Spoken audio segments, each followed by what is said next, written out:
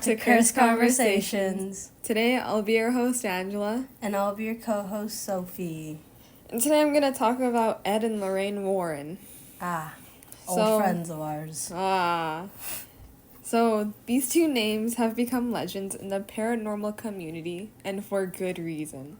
Over decades of investigation into some of the most terrifying cases in modern history, they helped people and face the darkest forces imaginable. Ed Warren was born in 1926 in Bridgeport, Connecticut. From a young age, Ed had a deep interest in the paranormal, influenced by his upbringing and series of strange experiences. He wasn't trained in the traditional sense, but Ed's passion for understanding the unseen forces around him led him to become a self-taught demonologist. What is a demonologist, you might ask? I do ask. Well, I got the answer for you, alright? Wow. A demonologist is someone who studies demonic forces, both in theory and through first-hand experiences. Ed's wife, Lorraine, was a clairvoyant and medium. Lorraine was born in 1927 in the same town as Ed, and from a young age she began experiencing supernatural phenomena. As a child, she had the ability to see spirits and visions of the future, which she initially thought were just vivid dreams, but as time went on, she realized that her abilities were something more. Ed and Lorraine met in the early 1940s, and they quickly realized that they share an interest in the paranormal. Ed, a former Marine, was determined to study demonic activity, and Lorraine's psychic gifts made them the perfect team. Together, they founded a New England Society for Psychic Research in 1952. Their goal was to investigate the supernatural, help those affected by paranormal activity, and document their findings for the world to see. From the beginning, the Warrens' work was rooted in their faith, specifically in Catholicism. The spiritual foundation would play an official role in many of their investigations and led them to believe that evil forces existed beyond what the eye could see. One of the Warrens' most famous cases, and the one that catapulted them into the public spotlight, was the haunting of the Lutz family in Amityville, New York. In 1975, the Lutz family moved into a beautiful Dutch colonial house on Ocean Avenue, unaware of the horrific events that had taken place there. A year before, Ronald DeFeo Jr. had murdered his entire family in cold blood. God damn. The Lutz family experienced unexplainable and terrifying phenomena almost immediately. They reported strange sounds, cold spots, foul odors, and even physical attacks. Ow. You're welcome. She punched me. Deserved. The most chilling part was when the family claimed that a demonic presence was in the house, causing their mental and emotional distress. The Warrens were called to investigate, and what they found was a house that was certainly not an ordinary haunted location. Lorraine, being a medium, could feel the presence of a malevolent spirits in the house. Ed, as a demonologist, believed they were dealing with something far more sinister, a demonic entity. Wow. Together, they performed a thorough investigation and later held a press conference where they revealed Amityville House was plagued by demonic forces. But this was only the beginning of a public and controversial tale that would be debated for years. While some argued that the Lutz family story was fabricated, many have questioned the Warrens' conclusions. The Amityville horror remains one of the most famous hauntings in history. While Amityville is certainly the case that made the Warrens' household name, it wasn't the only haunting they investigated. In 1971, the Warrens were called to investigate the home of the Perrin family in Harrisville, Rhode Island. The Perrin family was experiencing intense paranormal activity, strange noises, shadows, and even physical attacks. The haunting seemed to center around a spirit named Bathsheba Sherman, a woman who had lived in the house in the 19th century and was rumored to have been involved in witchcraft. Spooky. Spooky. The Warrens investigated the home and determined that the entity haunting the Perrins was not just a ghost, but a vengeful spirit tied to the land. Lorraine later described Bathsheba as a very powerful and malevolent spirit, one capable of manipulating the living. The Warrens performed an exorcism on the house, helping to free the family of the spirit's grasp.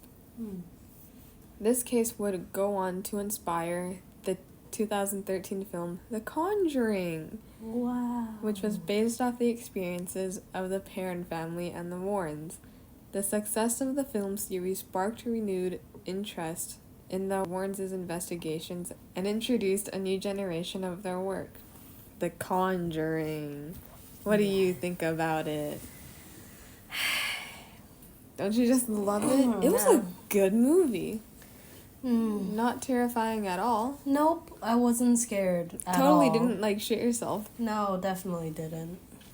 I know the guys loved the movie, especially the actor who played Ed. They loved him. Yeah, he agrees. But good movie.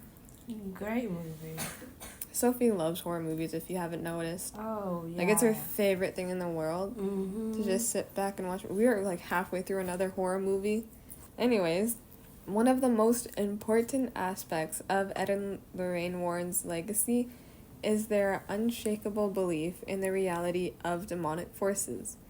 Both Ed and Lorraine were deeply religious, and they viewed their work as not just investigating the unknown, but protecting people from evil. They believed that evil spirits and demons weren't just figments of imagination, but real entities capable of possessing and influencing people. They also believed that these forces were linked to something even darker, a spiritual battle between good and evil. The sense of duty to protect people from evil was at the heart of their work. Ed often said, "We don't investigate ghosts for money. We don't investigate ghosts for fame. We investigate ghosts because it's what we do." For the Warrens, it wasn't just about making a name for themselves. It was about helping people who were experiencing something unimaginable. Ed Warren passed away in 2006 and Lorraine in 2019. However, their legacy lives on. Their work continues through their son-in-law, Tony Spera, who helps carry on the family tradition of paranormal investigation through the New England Society for Psychic Research. 2019, she just died recently. Yeah. Damn. I mean, they live long. They did. Yeah. From 1926, 1927. Nearly 100 years old. Yeah. God damn. Old. Anyways, the Warrens' influence can be seen in films, books, and even real-life paranormal investigations. The Conjuring universe, which includes films about some of their most famous cases, continues to expand, introducing new audiences to their work. And for many, the Warrens will always represent the guardians of the paranormal, brave individuals who face the unknown with courage, faith, and an unwavering belief in the supernatural. So whether you believe in the Warrens' conclusions or not, there's no denying the impact they've had on the paranormal community.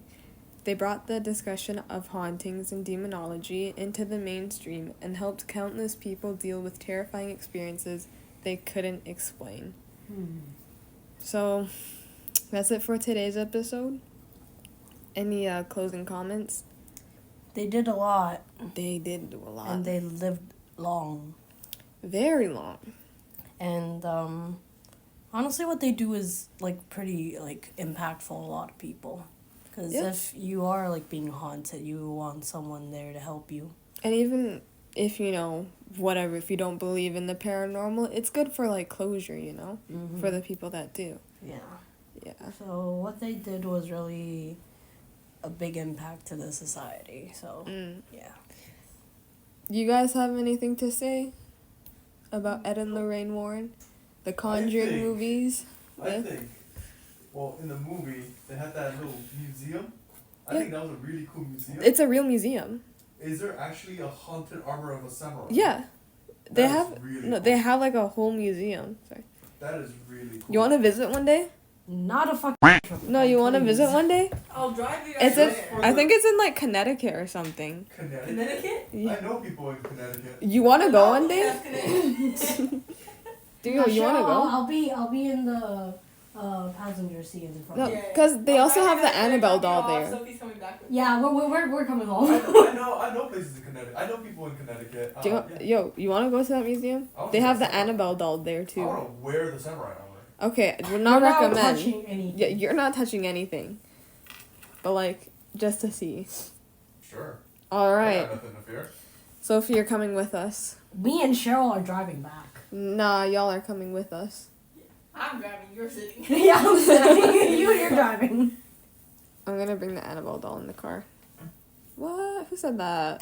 Anyways. We have it on record So, too. I didn't say that. Who said that? This is my phone. I gotta edit it out. Oh, It does wow. not exist. Oh wow. Anyways, so that is it for today's episode on Ed and Lorraine Warren.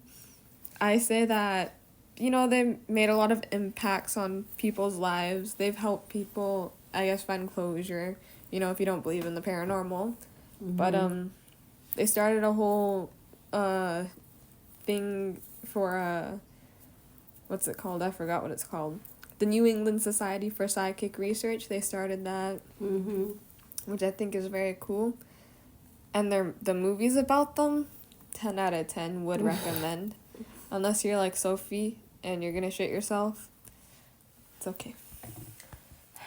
We're gonna watch them again one day, don't worry. Oh my god. Anyways, so if you have any recommendations on what we should talk about next in the far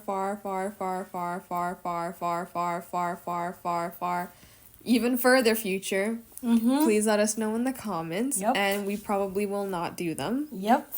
So once again, I was your host Angela. And I was your co-host Sophie. I Bye-bye. probably won't see you again after this. Okay. Bye Bye-bye.